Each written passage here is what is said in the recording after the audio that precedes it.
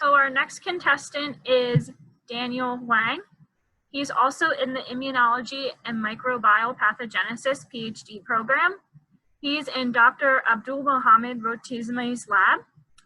And the title of his talk is Targeting Myeloid Cells in an Animal Model of Multiple Sclerosis, Filling a Gap in Treatment Options.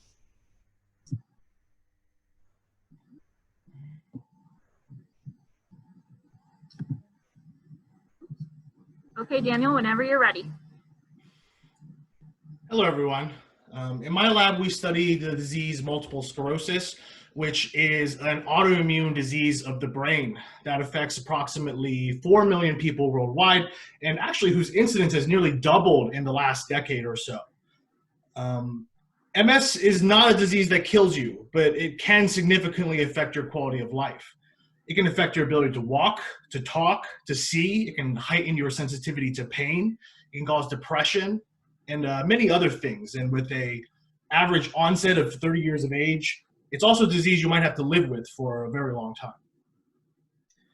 The symptoms of MS are caused by immune cells, which enter the brain and attack it, forming lesions that are full of these immune cells. Here on the left, you can see an example of one of these lesions. And you might notice that it's actually full of these purple or magenta cells. And these cells are called myeloid cells. And in fact, myeloid cells are up to 80% of the harmful cells in the brain. And given these statistics, you would imagine that most MS drugs should target myeloid cells, right? But that's actually not the case. In fact, no single drug on the market for treating MS directly and specifically targets myeloid cells. And that's despite their large numbers in these lesions. And that's despite overwhelming evidence of their direct involvement in causing the symptoms of MS. My project aims to address that gap. So you can imagine that maybe one way we can do this is by targeting something that myeloid cells need to survive. But that's actually not as easy as it sounds. And this is primarily owed to the fact that in addition to those cells that cause disease, there are also beneficial cells, beneficial myeloid cells in the brain. And so in theory, an ideal therapy would target only the harmful cells while preserving the beneficial or health-promoting ones. To see if that were possible, I tested a number of different candidates in an animal model of MS.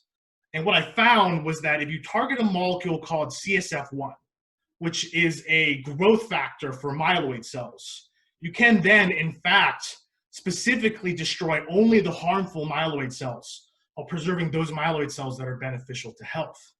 Moreover, because we've actually removed the bulk of cells which are harmful to the MS patient, this actually also suppressed the disease profoundly and could do so for as long as we tested these treatments. Ultimately, my hope is that therapies that target CSF1 will offer a safe and effective means of targeting myeloid cells in the autoimmune disease multiple sclerosis. That's my 3-minute thesis. Thanks for listening.